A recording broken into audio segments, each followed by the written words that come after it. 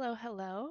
My name is Sophia Winklepleck. I am doing a element presentation for Chemistry 211 instructed by Professor Michael Russell. And my chosen element for my presentation was zinc.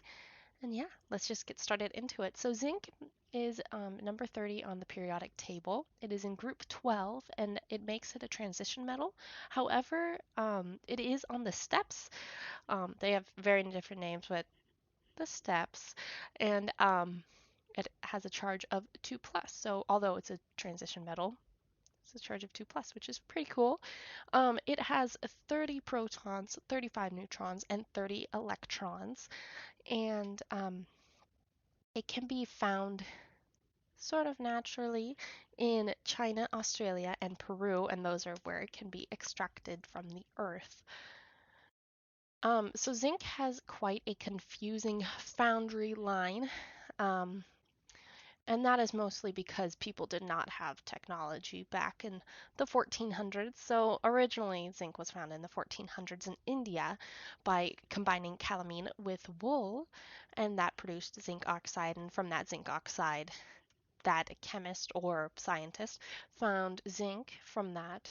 Um, and made the discovery. However, Europe did not get that news that zinc was found. So once again in 1746, by a German chemist this time, Andreas Sigismund Marggraf um, combined calamine with charcoal and once again produced zinc oxide and found zinc, and that's when Europe found out about it. However, going back just a little bit, in 1668, metallurgist P. Moraz de Resport actually extracted zinc from the earth. Of course, that's metallic zinc. And he once again found zinc oxide. So zinc oxide's very, very prevalent um, when talking about zinc, and it's the most common form. We've dealt with both zinc and zinc oxide in our labs in Chemistry 211. It's a pretty powerful little element. So today, when zinc is desired and when it's needed, it's typically created by electrolysis of aqueous zinc sulfate. So basically taking zinc sulfate, passing through electric current through that zinc sulfate, and then it creates a chemical change, which then creates just zinc. So yes. Sorry, I just thought I skipped a slide there, but I didn't. So the states of zinc. So zinc is naturally found as a solid, and it is solid all the way up until 419.5 degrees Celsius, and that is when it becomes a liquid. And at 907 degrees Celsius, zinc boils, and then close to that, 950 degrees Celsius, zinc vaporizes. And these pictures here on the far left, you can see zinc as a solid, the middle, the process of melting it down, of course, and then in the right, melted, and they are seemingly pouring it into a mold to make zinc bars. Um, yeah, and the zinc vapor is actually pretty harmful to us as humans if we inhale it. Um, and that's mostly due to metal poisoning and things like that. You don't want to be breathing anything in besides air and carbon dioxide, of course. Um, sorry, I meant oxygen and carbon dioxide. They make air. Okay, so zinc is found in everything. It's found in cells, or human cells, batteries, soap, pennies, and all sorts of metal. Um, it's found essentially everywhere. You've never gone a day in your life without it. It's within you. It's on the things that you put on your body. It's the things that you use. Everything that you can think of, there's zinc inside of it, which is pretty amazing.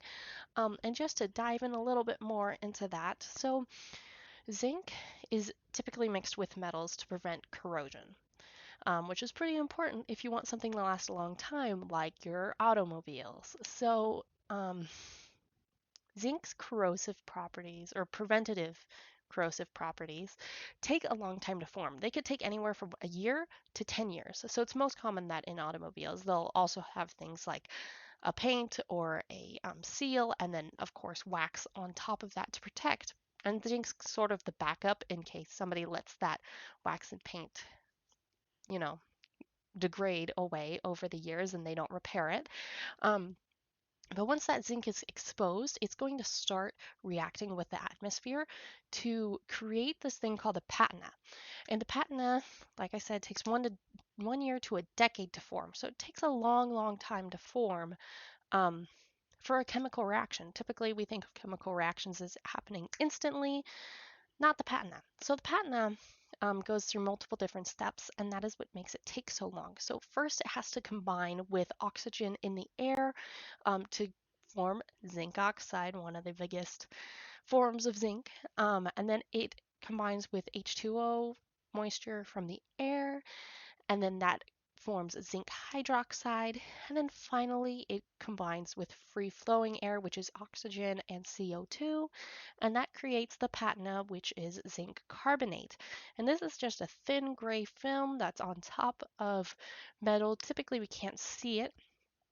Um, but it's there protecting the metal and preventing corrosion. Um, However, it's not ultimately strong because zinc itself does corrode as well. Excuse me, sorry. So, zinc is also very prevalent in the body, and zinc's biggest help in the body is to help the immune system. So, zinc acts as a catalyst for lymphocytes, neutrophils, and macrophages. And what it does is provides energy for those cells in order to protect against bacteria and viruses. So, without that, we would have pretty poor immune systems and we wouldn't live very long. And there's a little thing at the bottom, just a little, not animation because it doesn't move, but a little cartoon there.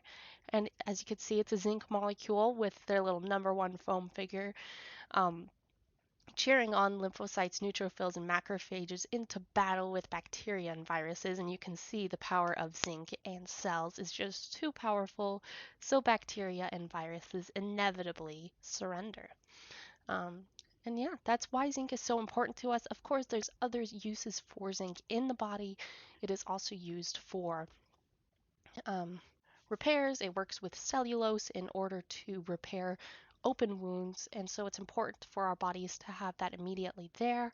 However, our bodies don't have any way to store that zinc, which is really interesting considering how necessary it is for our life.